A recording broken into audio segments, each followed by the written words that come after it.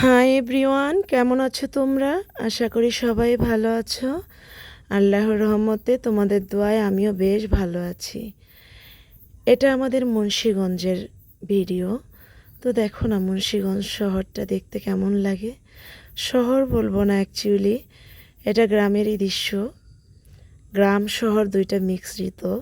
কারণ আমাদের মুন্সিগঞ্জ না দেখতে এতটাই সুন্দর, মানে শহর সাইড কোনটা গ্রাম সাইড কোনটা এখন সেটা বলাই হয়ে গিয়েছে। কারণ কি জানো, এমন পরিমাণ বিল্ডিং উঠেছে বা পরিবেশ সুন্দর হয়েছে যেটা দেখতে খুবই ভালো লাগে। তো আমি দুধ দিয়ে প্যান না বসিয়ে খালি প্যানই বসিয়ে দিয়েছিলাম, এখন আবার দুধ বসিয়ে দিলাম। আমি এখন চা বানিয়ে নেব। তো আমি এখানে 1/2 লিটার দুধ নিয়েছি চা বানানোর জন্য। তো নাস্তাটা আমি অফ ক্যামেরায় বানিয়ে নিয়েছি, রুটি বানিয়েছি আর ভাজি করেছি, সেটা আর দেখালাম না কারণ ওগুলো তো নিত্যদিনের কাজ, এটা আর দেখানোর কিছু নেই।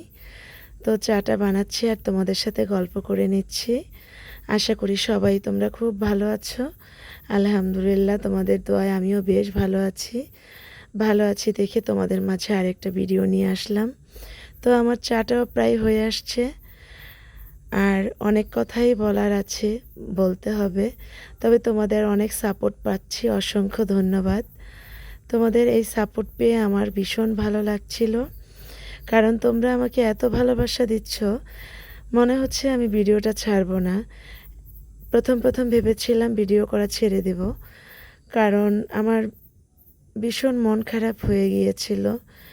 ভিডিওর কারণে না, অ্যাকচুয়ালি আমি মানসিকভাবেও তেমন একটা ভালো নেই, সেজন্য ভেবেছিলাম ভিডিও আর করব না। তো তোমাদের ভালোবাসার সাপোর্টে আবার ভিডিও নিয়ে চলে আসলাম। বেশ ভালো লাগছে তোমাদের সাপোর্ট পেয়ে। মনে হচ্ছে যে না, আমার আর কেউ থাক বা না থাক, ইউটিউব প্ল্যাটফর্ম হোক, ফেসবুক পেজ হোক, আমার ভালোবাসার মানুষগুলো অন্তত আছে, যে ভালোবাসার মানুষগুলো আমাকে সাপোর্ট দিচ্ছে আর সান্ত্বনা দিচ্ছে। অবশ্যই সবার কাছে সব কিছু শেয়ার করা যায় না, তবু তোমরা যেহেতু আমার ভালোবাসার মানুষ হয়ে উঠেছ, অবশ্যই তোমাদের সাথে সব আস্তে আস্তে শেয়ার করব। এখন আমি সকালের নাস্তাটা টেবিলে দিয়ে দিলাম। তো মা বলছিল ডাইনিং টেবিলে বসবে না, এজন্য সোফা রুমে টি টেবিলেই দিয়ে দিলাম। সবাই এখন একসাথে নাস্তা করে নেব। নাস্তা করে আমি আবার কলেজে চলে যাব, কারণ আমার সকালবেলা উঠে সব কাজ করে আমার আবার কলেজ থাকে, সকালে আবার কলেজে চলে যেতে হবে। তো এই তো নাস্তাটা টেবিলে দিয়ে দিলাম, আর সবাই একসাথে এখন নাস্তাটা করে নেব। এখন কেউ ভাববেন না যে সকালবেলা কেন রোল। এই ভেজিটেবল রোলটা বানিয়েছি অ্যাকচুয়ালি আমার মেয়ের টিফিনের জন্য, এমনকি আমার টিফিনের জন্য। তো কলেজ থেকে চলে এসেছি, এসে আমি এই তো কিছু কাঁচামরিচ ঢুকিয়ে নিচ্ছি বক্সের ভেতরে। এই বক্সটার ভেতরে অ্যাকচুয়ালি আমি নাগামরিচ আর এই কৃষ্ণচূড়া মরিচটা রেখে দিই ভাত দিয়ে খাওয়ার জন্য। তো একটা ভাবি আমাকে গিফট করেছে, লিজা ভাবি। ভাবি, আপনাকে অসংখ্য ধন্যবাদ এই কাঁচামরিচগুলো দেওয়ার জন্য। কাঁচামরিচগুলো অনেক সুস্বাদু ছিল আর খেতে অসাধারণ লাগছিল। তো আজকে গিফট পেয়ে খুব ভালো লাগছে। বলেন তো, গিফট পেতে কার না ভালো লাগে? আমার তো বেশ ভালো লাগে। আর এইসব খাবার তো আমার বেশ ভালো লাগে, যেহেতু আমি অনেক বছর শহরে ছিলাম। এখন গ্রামের খাবার কার না ভালো লাগে বলেন? আর গ্রামে আসলে গ্রামের খাবার সবারই ভালো লাগবে, আর সব সময় টাটকা খাবার খেতে সবারই ভালো লাগে।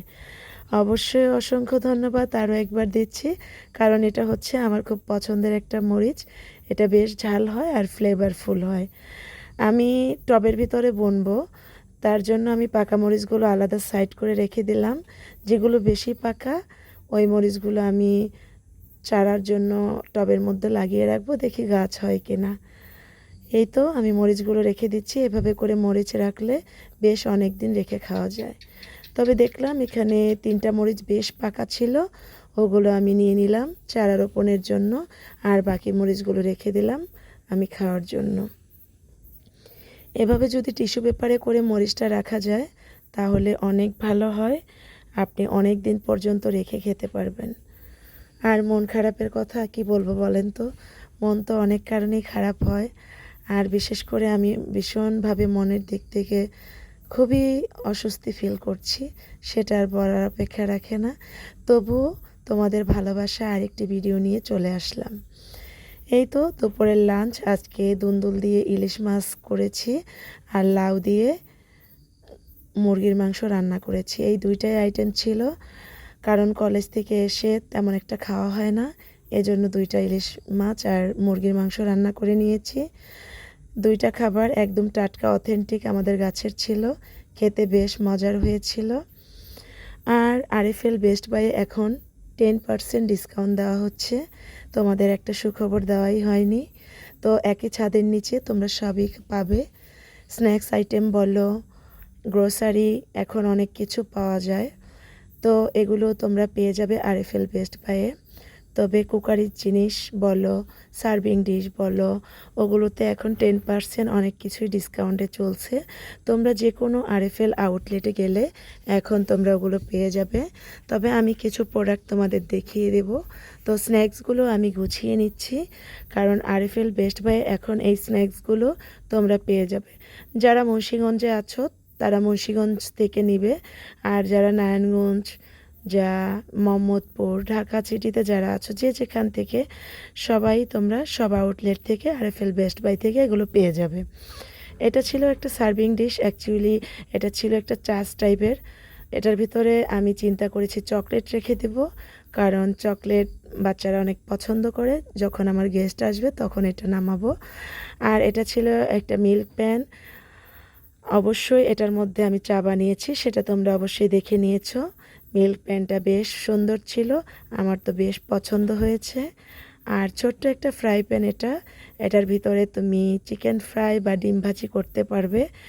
ইভেন যাদের ছোট সংসার তারা মাছ ভাজিও করতে পারবে, সব কিছুই করা যাবে। আমার তো ছোট ফ্যামিলি, আমার হয়ে যাবে এটাতে।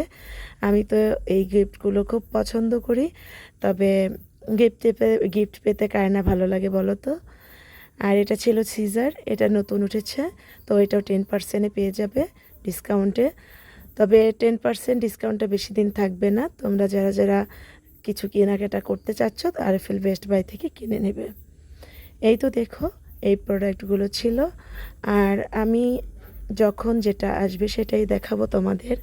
তো প্রোডাক্ট যদি ভালো লাগে অবশ্যই তোমরা পারচেস করতে পারবে। এই তো স্ন্যাক্সগুলো দেখো, এগুলো সবই আমার মেয়ের পছন্দের খাবার, এমনকি আমার মায়েরও।